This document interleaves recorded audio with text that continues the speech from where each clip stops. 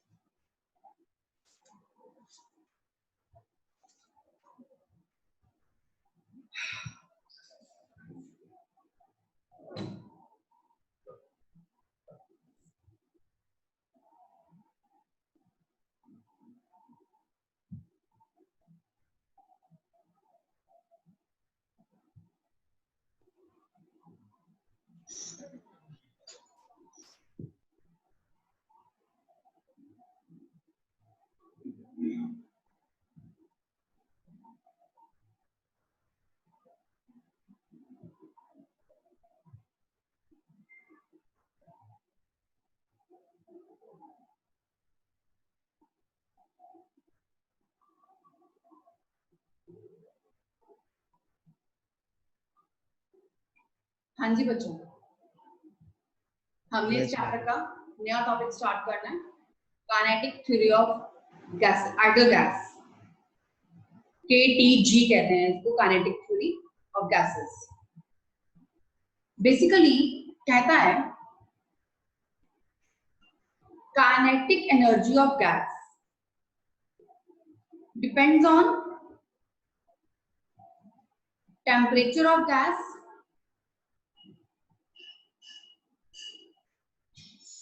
pressure and volume of gas. आप इसके कुछ पॉइंट्स लिख लो जिसे हम पोस्टुलेट्स बोलते हैं केटीजी के। ये पोस्टुलेट्स डायरेक्टली पेपर में आ भी जाते हैं। Right the postulates of kinetic theory of gases. क्या है पोस्टुलेट्स इसके? सबसे पहली बात वो करता है, हमें पता है कि ये आइडियल गैस है।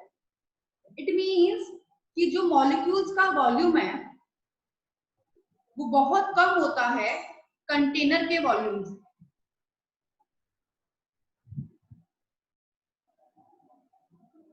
दूसरा पोस्टलेट कहता है कि जो गैस मॉलिक्यूल्स होते हैं, जो इस कंटेनर में गैस मॉलिक्यूल्स होते हैं, they are in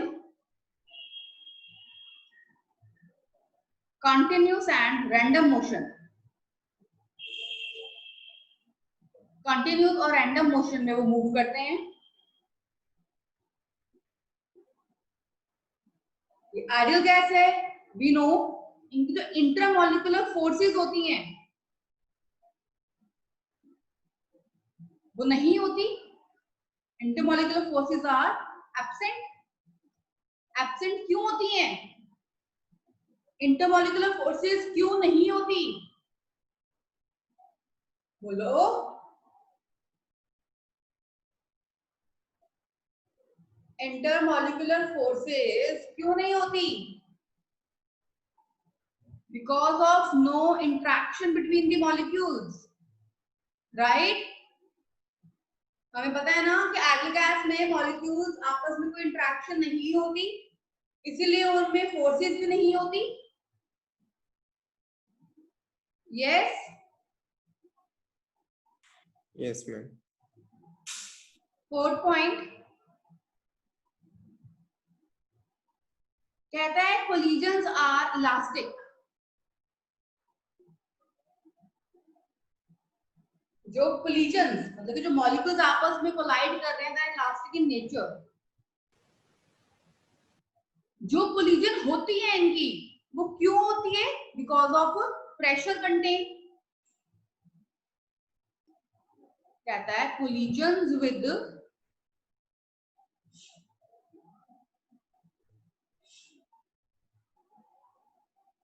with walls of container result in pressure। कि जैसे ये डब्बा है, हमारे पास कंटेनर है, यहाँ मॉलिक्यूल्स हैं, ये मॉलिक्यूल्स की वॉल्स से टकरा रहे हैं। टकरा कैसे रहे हैं? क्योंकि इनमें क्या लग रहा है? प्रेशर लग रहा है। तभी तो मॉलिक्यूल्स यहाँ वहां भाग रहे हैं और टकरा रहे हैं, because of pressure.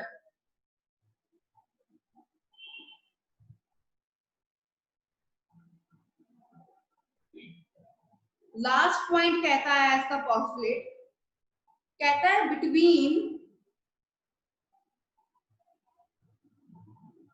collision molecules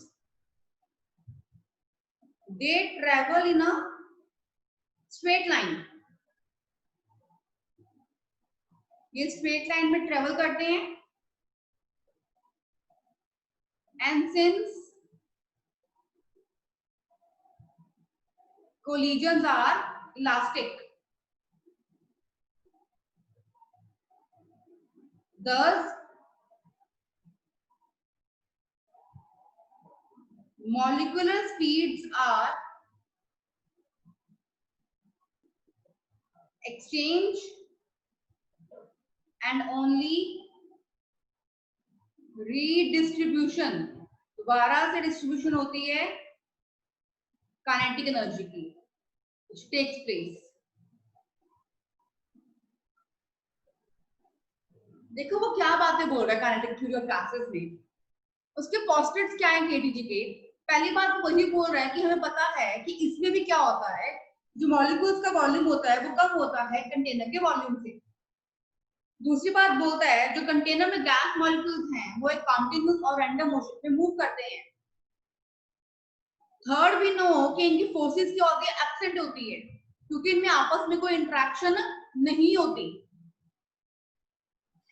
fourth is collisions are elastic, क्योंकि कोलिजन्स क्या प्रोड्यूस करते हैं? They result in pressure. Collision क्या है? टकराना, मॉलिक्यूल्स का टकराना कंटेनर के वॉल्स के साथ, and that results in pressure. And last postulate कहता है कि जो ये कोलिजन मॉलिक्यूल्स हैं ये ट्रेवल करते हैं स्ट्रेट लाइन में, इसीलिए कोलिजन्स क्या होते हैं? इलास्टिक होते हैं। ये जब स्ट्रेट लाइन में ट्रेवल करते हैं तो इनकी स्पीड क्या होती है? मॉलिक्यूल्स की एक्सचेंज हो जाती है, जिससे काइनेटिक एनर्जी नया इन्वेंट होता है, पैदा होता है। ये इसके पोस्टुलेट्स हैं। अब काइनेटिक थ्योरी ऑफ गैसेस में मेन क्या है? इसकी डेरिवेशन। ये सेम आपको फिजिक्स में भी आएगा। आप फिजिक्स में इसको दोबारा से पढ़ोगे केटीजी को। तो मैं इसकी अब डेरिवेशन करवा रही हूँ, इरेज कर दूं? Ma'am yes Anshit. मैम ये ऊपर वाला एक्सप्लेन करना, एक मिनट, क्या लिखा है ये? काइनेटिक एनर्जी ऑफ गैस वाला। ये यस मैम। बेटा यहाँ पे ये कह रहा है कि kinetic energy of gas basically temperature भी होता है, प्रेशर भी होता है, वॉल्यूम भी होता है, तभी वो एक आइडियल गैस है, वही कहना चाहता है। Okay ma'am. इरेज कर दूं? Yes ma'am.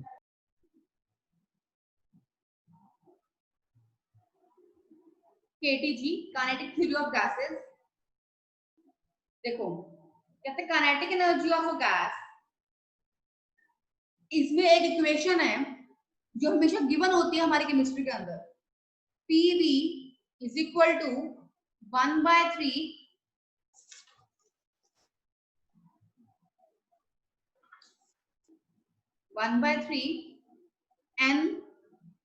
NMV square average।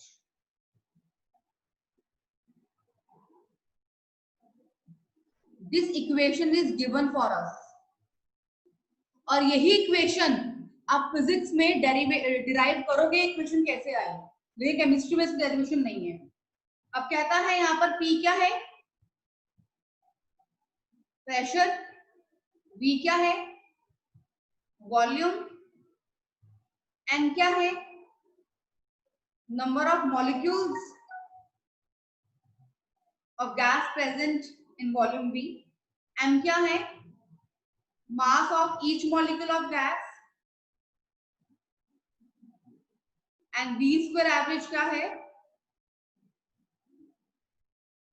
Root mean square speed, जिसे हम C से डिनोट भी करते हैं। इतनी बात समझ में आई? Yes ma'am.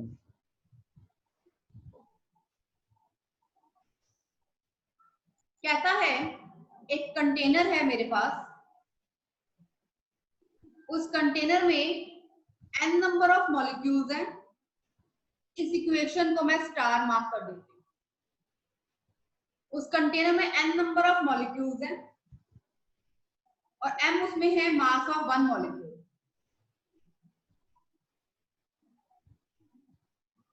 इन दोनों को मैं इक्वेशन फर्स्ट मार्क कर now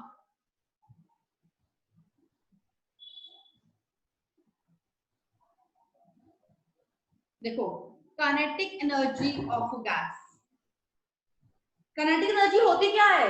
half mv square, yes ma'am. है ना? तो अगर मैं अलग अलग मॉलिक्यूल्स की बात कर रही हूँ, half m v1 square, half m v2 square, half m v3 square plus so on half m vn square, right? Yes. मैंने हाफ और m कॉमन लिया, v1 square, v2 square, v3 square up to vn का square. देखो अब एक equation याद रखना, mean square speed.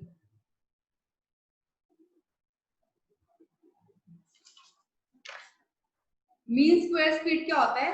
That is v square average, जो हमने बात करी थी अभी। इसका फॉर्मूला क्या होता है? v1 का स्क्वायर प्लस v2 का स्क्वायर प्लस v3 का स्क्वायर अप टू vn का square upon total n। Average तो वही होता है ना? तो यहाँ पर इस सारे की वैल्यू क्या आ गई? ये इससे मल्टीप्लाई हो गया, v square average is into n is equal to this one, right? ठीक है? Yes yes ma'am. तो इसकी जो ये वैल्यू है, मैं ये वैल्यू यहाँ पे पुट कर दूं। Therefore, yes. kinetic energy is equal to half m capital N v square average clear? Yes. Yes, ma'am. अब सुनो मेरी बात। अब वो क्या कहता है? कहता है जो ये mn है ना, मास और नंबर ऑफ मॉलिक्यूल्स, ये दोनों मिलकर क्या बनाते हैं? n capital M।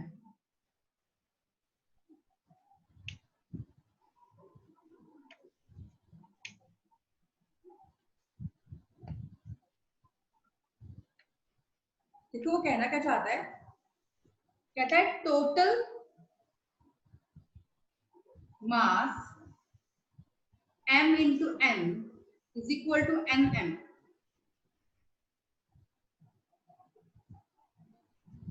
इसका मतलब क्या है कि इतना मास इतने नंबर ऑफ मॉलिक्यूल्स कंटेनर के अंदर है, और यहां इसको लिख दिया मैंने number of moles into molar mass. मतलब कि जो मास है किसके इक्वल होता है? पता ना हमें नंबर ऑफ मोल्स क्या होते हैं? Mass upon molar mass. तो मास क्या होगा? Number of moles into molar mass. और ये क्या है? पूरा का पूरा ये मास है, पूरा एक तरह से। आप इस तरह से क्या मानो? पूरा का पूरा मास है। तो कहता है इक्वेशन क्या कंटिन्यू हो रही है मेरे पास? Kinetic energy is equal to half n m v square average.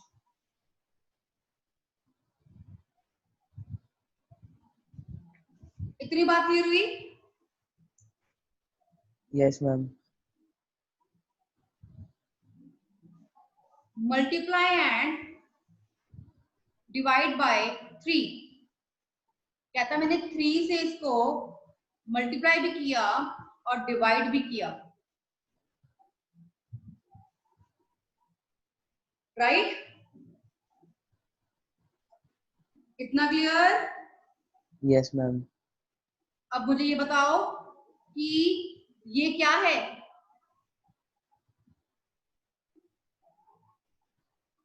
PV. Right, ठीक है। स्टार्टिंग में लिखवा था ना, इक्वेशन गिवन है PV is equal to this. Kinetic energy क्या आ गई? 3/2 पीवी, और आप कह सकते हो 3/2 nRT। क्यों? Because PV is equal to nRT। ये भी कह सकती हूँ ना मैं?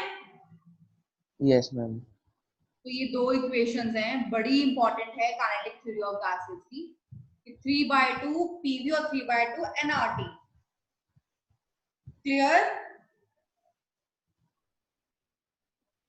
आगे कहते हैं काइनेटिक एनर्जी पर मोल ऑफ गैस। अगर पर मोल की बात कर रहे हैं तो ये 3/2 P जो है और V क्या बन गया? M बन गया। और अगेन इस केस में पर मोल की बात कर रहे हैं तो n/n क्या हो जाएगा? कट जाएगा, 3/2 RT रह गया। ओके, ये Vm क्यों बना? हमें पता है जब नंबर ऑफ मोल से डिवाइड करते हैं तो ये मोलर वॉल्यूम बन जाता है Vn।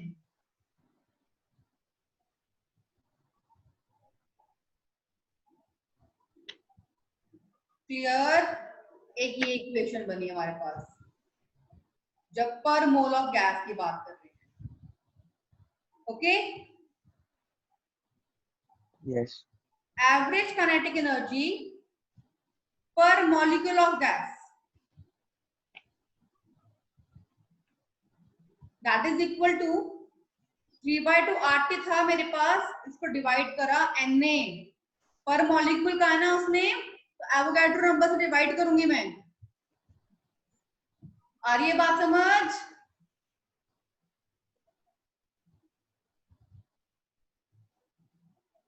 Yes, ma'am. ठीक है, तो ये क्या आया मेरे पास?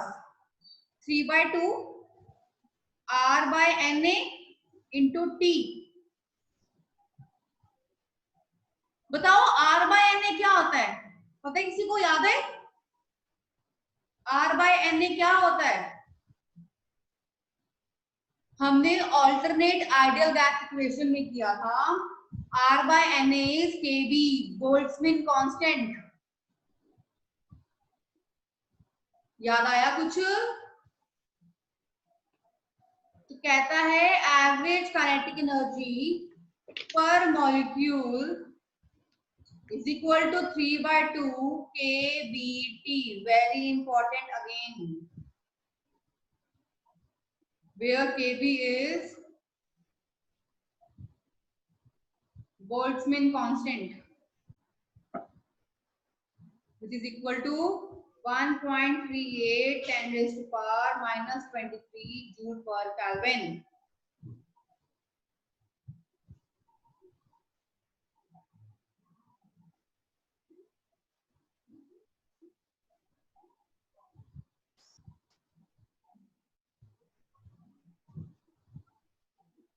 क्लियर बच्चों?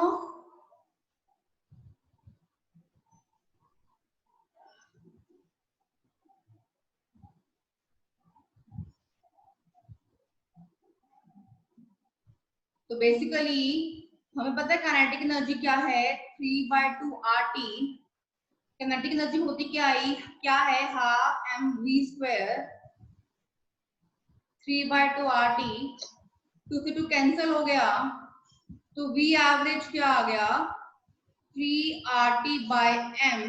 ये v² था तो ये अंडर रूट में हो गया, जिसे हम बोलते हैं VRMS, root mean square speed.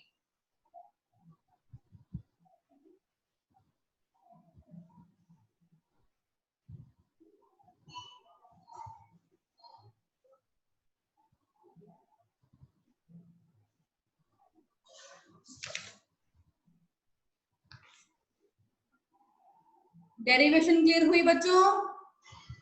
Yes ma'am. दोबारा से खुद करना डेरिवेशन को, ठीक है? बाद में इंपॉर्टेंट डेरिवेशन है ये। क्वेश्चन करवाऊं इस पर, कैसे आता है न्यूमेरिकल? मैम 2 मिनट रुक जाओ प्लीज। हाँ हाँ, लिख लो आराम से लिख लो। एंड मैम रिकॉर्डिंग सेंड कर देना आज। ओके बेटा।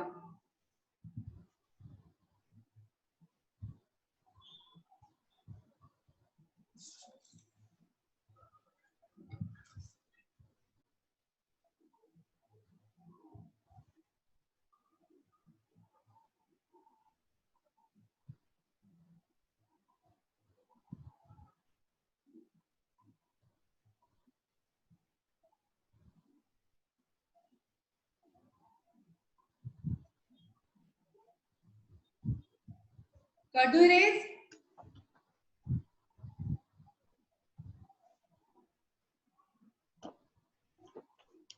Yes ma'am.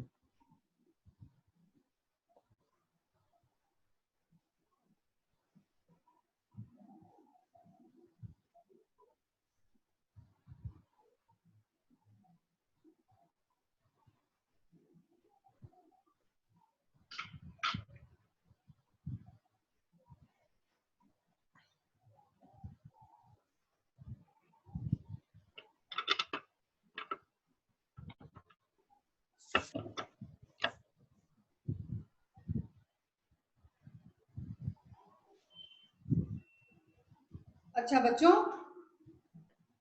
यस। सितंबर में शायद तुम लोगों की कुछ छुट्टियां करेंगे हम, सर बताएंगे बाकी आपको, ठीक है? आप लोगों का हाफ ईयरली टेस्ट भी होगा यहाँ पर। मैं आपको इतना बता रही हूँ फिलहाल कि एनसीईआरटी बुक 2 में, एनसीईआरटी बुक 2 में एक चैप्टर है हाइड्रोजन और एक चैप्टर है एस ब्लॉक और एक चैप्टर है पी ब्लॉक, ठीक है? इन तीनों के मैं आपको नोट्स सेंड करूंगी। आप लोगों ने एनसीईआरटी खोलकर पहले बुक पढ़नी है, पहले बुक फिर मेरे नोट्स पढ़ने हैं। क्लियर? Okay ma'am. मैं करवाऊंगी तो चैप्टर तीनों के तीनों, डोंट वरी। लेकिन जितने दिन हॉलीडेज रहेंगी उन दिनों में आपने ये चीजें पढ़नी है, और टेस्ट भी होगा, वो तो बताऊंगी बाद में, ये आप लोगों का होमवर्क होगा। Okay, okay. Calculate RMS and average kinetic energy of O2 molecule eight 18 degree Celsius. वो कहते हैं RMS निकालो। अभी हमने लिखा फॉर्मूला 3RT/m, राइट? यस। 3 पता है, R पता है, T भी पता है, M क्या है यहाँ पे? मॉलिक्यूलर मास किसका? O2 का 32। ओके, इसे सॉल्व कर देना, आपके पास RMS का आंसर आ जाएगा। दूसरा वो कहते हैं एवरेज काइनेटिक एनर्जी भी निकालो। एवरेज काइनेटिक एनर्जी का फॉर्मूला 3/2 kBT, ज्यादातर हम यही फॉर्मूला यूज करते हैं। तो 3/2 kB बोल्ट्जमैन कांस्टेंट 1.38 10⁻⁻23, T है 21, सॉल्व कर दो, इसका भी आंसर आ जाएगा। Clear?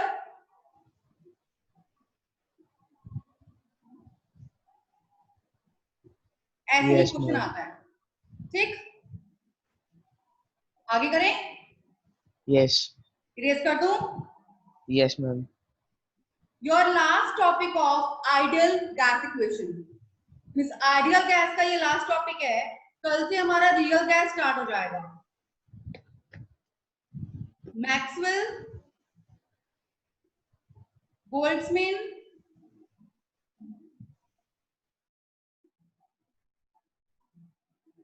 Distribution of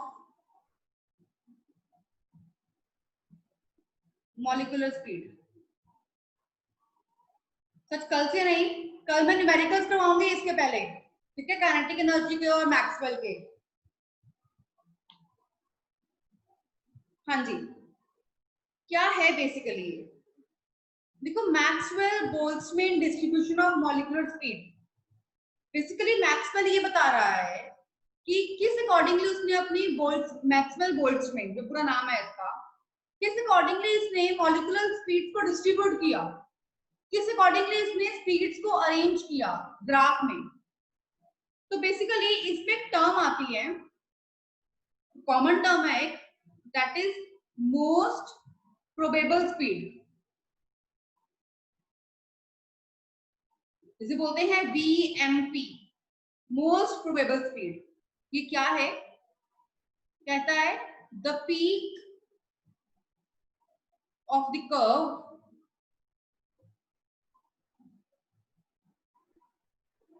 corresponds to a speed possessed by the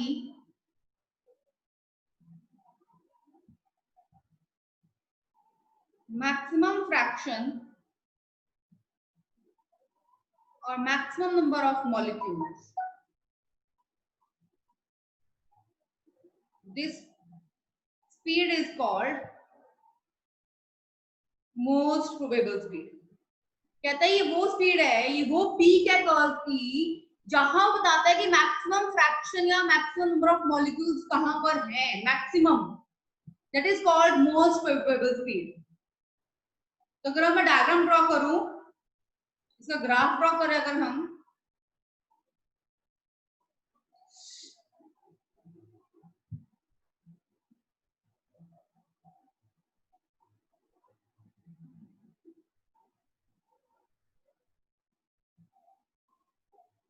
this is your number of molecules,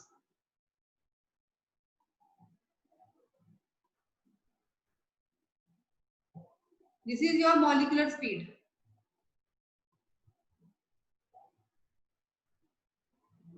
कहता है प्रोबेबिलिटी क्या है डिस्ट्रीब्यूशन कर्व की, प्रोबेबिलिटी ड्रॉ कर रही हूँ कि कैसा हो सकता है ये।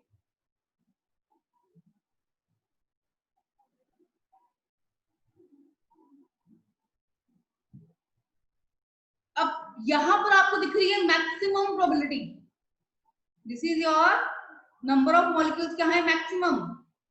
तो इसी वाले को हम क्या बोलेंगे? क्या बोलेंगे? Most probable speed. क्लियर? आई बात समझ?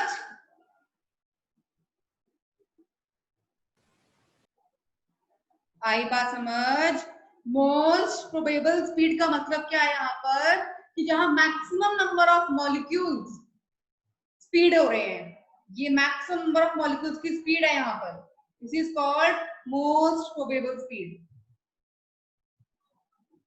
आई बात समझ? Yes ma'am. बाकियों को समझ में आ रहा है कि नहीं आ रहा? अब ये पॉइंट और ये पॉइंट क्या है, देखो यहाँ पे भी खत्म हो रहा है, यहाँ पे भी कुछ नहीं है। कहता है ये पॉइंट्स क्या है, number of molecules travelling at very high and very low speed are negligible, कि जहां पर स्पीड क्या है, नेग्लिजिबल है, जीरो है, ये वो पॉइंट्स हैं।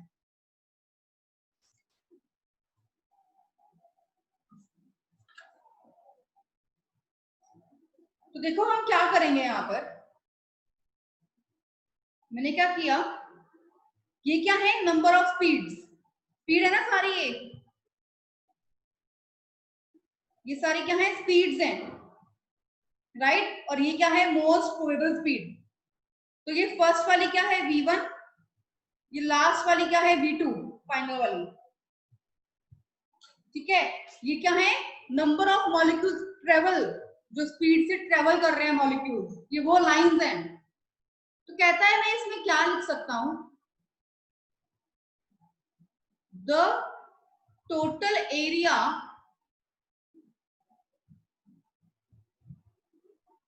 under the curve represent total number of molecules। Clear? जो ये एरिया है सारा का सारा, कहता है ये नंबर ऑफ मॉलिक्यूल्स को रिप्रेजेंट करता है। फिर कहता है the shaded area between v1 and v2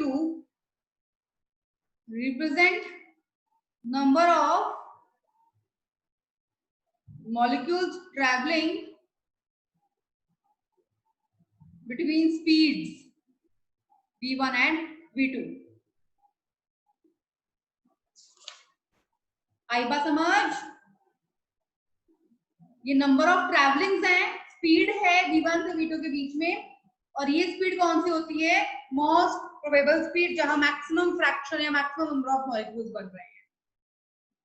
clear? तो यस मैम।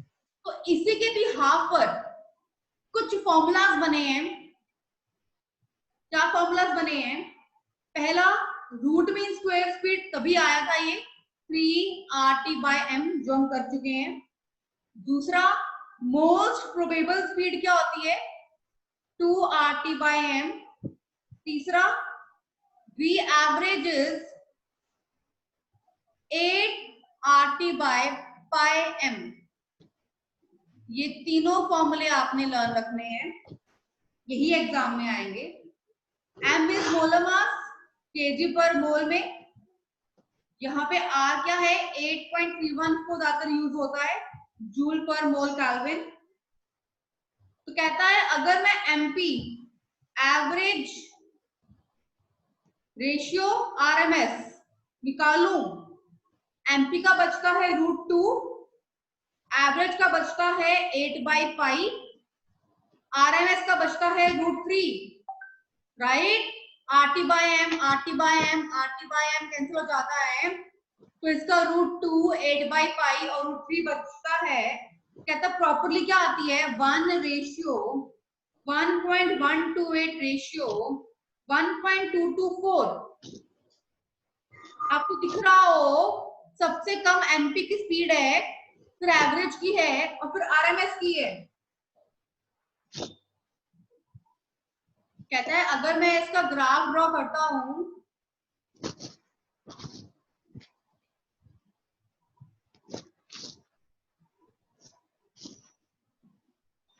वी नो ये स्पीड तो क्या है मेरे पास, we know this speed is vmp। कहता है मैंने एक और माना ये और एक माना ये, तो ये मेरे पास क्या हो गया, एवरेज, और ये क्या हो गया, आरएमएस। और जो बाकी की स्पीड्स हैं ये बीच में, this is your V1 and this is your V2, ये बनता है इसका ग्राफ। क्लियर हुई बात? Yes ma'am. ठीक है, ये तीनों याद रखना, और ये रेशियो भी याद रखना, एग्जाम में आ जाती है, ये सारे फॉर्मूले एंड रेशियो। लास्ट बात है इसके अंदर, इरेज कर रही हूं मैं ये, कहते हैं जब डिफरेंट डिफरेंट टेम्परेचर्स की बात करता है ये,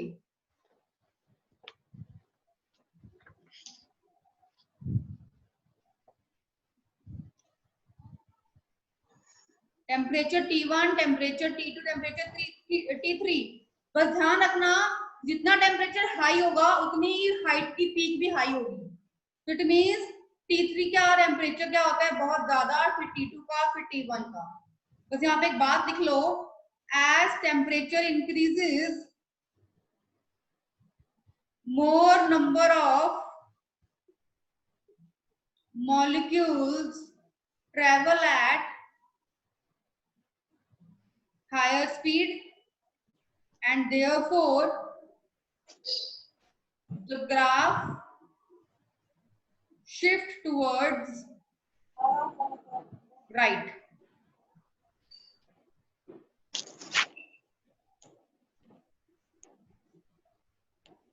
और अगर सपोज करो मेरे पास टेम्परेचर नहीं है, यहां पर मेरे पास अब आते हैं इसकी स्पीड, प्रोबेबल स्पीड, इसकी प्रोबेबल, इसकी probable, m1, m2, m3 means vmp1, vmp2, vmp3। तो ऑलवेज रिमेंबर m1 हमेशा बड़ा होगा m2 से और m3 से। इस पहले वाले का प्रोबेबल स्पीड क्या होगी, उससे ज्यादा होगी। यहां पर आपका आइडियल गैस खत्म होता है।